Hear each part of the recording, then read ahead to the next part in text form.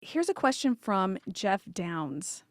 How would you respond to someone who says Christians don't think for themselves, they blindly follow? Well, there's some truth to that, but it's not limited to Christians. Um, this is characteristic of human beings in culture. Most of what human beings believe and do, they do as a result of the culture around them. They're socialized to act and believe a certain way. This isn't a failure of Christians. I would say, certainly when it comes to Christianity proper, Christianity is much more self-reflective about the ideas that it promotes than secular culture, much more. This is why you have theology books. You have systematics. You have systematic theology. In other words, you have books about how to live a good Christian life. This is why you have apologetics books. It is we have a vast resource demonstrating the thoughtfulness of Christianity regarding the ideas of Christianity. Okay, in fact, the bookshelf through the window there, it used to be there. It's moved now, but it had a set of Copleston's History of Philosophy. It's maybe 12 volumes. It turns out just about everybody after the time of Jesus and up until the 19th century, almost virtually every one of them, the major thinkers of Western civilization, were Christian theists. So it isn't as if Christian theism hasn't produced good things to think about, and hasn't produced a lot of people who take these things seriously. However, I mean, Christians are people like others, and they don't think through a lot of what they just get socialized. The issue isn't whether they get socialized to believe things. The issue is whether the things they get socialized to believe are true or not. Greg, when I hear this question, I think of there have been times when I've been on Twitter and I've talked about something about God being trustworthy in what he says about morality. And then the atheist will get upset and say, oh, you're outsourcing your moral thinking by just trusting what God says or what the Bible says. But the truth is, if the Bible is the Word of God, then it makes sense to accept what God says about morality. Mm-hmm. And this is where I think part of what's going on here is sometimes atheists, in the past, they've really objected to the idea when I've said that they've had a worldview. And I couldn't figure out why they were objecting to that idea. A worldview just means that all of your ideas fit together in some sort of coherent way. Or I guess you could have a worldview that's incoherent, but A lot of people do, but you're right. I mean, yeah. it's a view of the way reality is. So if let's say there's no God, well, there are a lot of ideas that follow from that. And so to be consistent, to be logical and rational, you would accept those other ideas. Well, they really objected to that. And what I finally think what dawned on me one time because of what they were saying is that they didn't like the idea that one idea would entail another idea. They wanted to choose every idea for themselves. They didn't want to have to accept some sort of bigger picture that resulted from one of their ideas. Yeah, it's so odd because these are the brights, as Daniel Dennett refers to atheists. These are the rational folk. These are the skeptics who are trying to have a coherent, rational, reasonable worldview. When then they push back on the whole notion of entailment, and that's standard. Look at if if I'm just trying to think of the notion here. If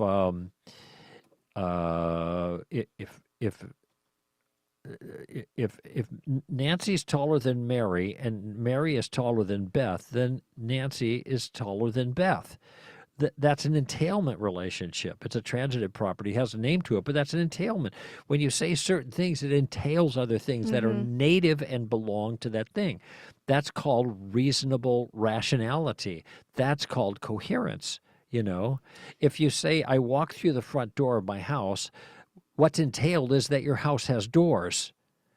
And if they are not willing to do that, then all that means is they are just committed to their own fantasies, however they want to construe them. And by the way, the giveaway here is the complaint that we are outsourcing our morality to God. Okay, what's the alternative of outsourcing morality?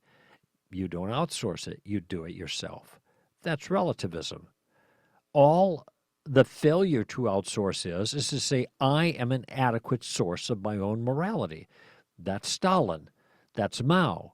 That's Lenin. That's Pol Pot. That's Jeffrey Dahmer. Yeah, I mean, the list goes on and on and on. They're the source of, they're not outsourcing their morality to anybody. They're doing their own thing. Okay, Mm-hmm. there's an entailment. Okay. Now, if an atheist complains you're outsourcing, well, what's the alternative? This is a question that needs to be asked a lot. What's the alternative?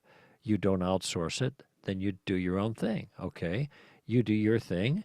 Hitler did his thing. Mussolini did his thing. Pol Pot did. I'm just using clear case examples where people followed their own impulses and their own sense. They didn't outsource to anybody. They did their own thing. You do you. Look what happened. Mm-hmm. So do you complain about that? And Christians are forcing their morality on you. They're not outsourcing it. They're just doing their own thing. So what is the basis of your complaint when they are doing essentially what you tell them, you say they should be doing? So I think what I would say here is, as Christians, we're beholden to reality. Okay, so we we want to think consistently, and we want to match our ideas to reality, and we want to receive the ideas from others that match reality, Mm-hmm. just as we do with any area of knowledge. We take in the ideas that match reality. Mm-hmm. By the way, can Okay, I just offer an adjustment? I sure. think it's not as Christians, but it's as thoughtful human beings we're trying to do this. Hmm. And we are Christians because we think that the Christian take of reality does match reality the way it actually is. That makes sense? Yeah, and is it the case that some Christians have never thought about why they're Christians? Sure, Of course. of course. I'm sure the same is That's true why for we some have a atheists. job, you and I. But like you pointed out, Greg, there are certainly plenty of people who have thought about it, and the fact that it's just like, let's say I'm growing up and I'm in a calculus class. Well, I didn't have to discover calculus in order to learn calculus. There are people who thought about calculus before, and I can look at what their reasoning is, and I can see that it works, and I can accept that. And the same is true for even those who have never worked out why Christianity is true. They've received it from people who have and who have thought about it a lot. And this is no different from anything. So if we have, let's say a Christian has found that God actually does exist, that he inspired his word, we can see in the Bible what the truth is about morality. Well, it makes sense to follow that, even if we don't understand it at first, because there are a lot of things we don't understand since we're catechized by our culture, Right. and we think all sorts of wrong things about what it means to be human, or what it means to have a human body, and all these different things. We can look at the Bible for the first time when we're just learning it, and it might not make sense to us yet because we just don't understand it well enough yet. But it still makes sense to accept what it says, even in Mm-hmm. that case, if it is true that God exists and that Right. Christianity is true. Right. And I don't know if I would call that blindly following. I think I would call it, again, entailment. If God exists, then and Christianity is true, then therefore these other things follow, It, even if we wouldn't have come to them on our own. it's trusting a reliable authority. Hmm. I mean, this is just like we do with almost everything else we know. Almost nothing. Or let me back up and put it this way. The vast majority of things that we know, we do not know through personal experience. We know because somebody we believe is trustworthy has told us. And finally, I think if somebody asked me this, Christians don't think for themselves, they blindly follow. I think I would start asking, what is your response to the Kalam cosmological argument? What is your response to the moral argument? What is your response to the Tele- argument from contingency or teleological any, argument, yeah, design. and just see how much they have thought about this.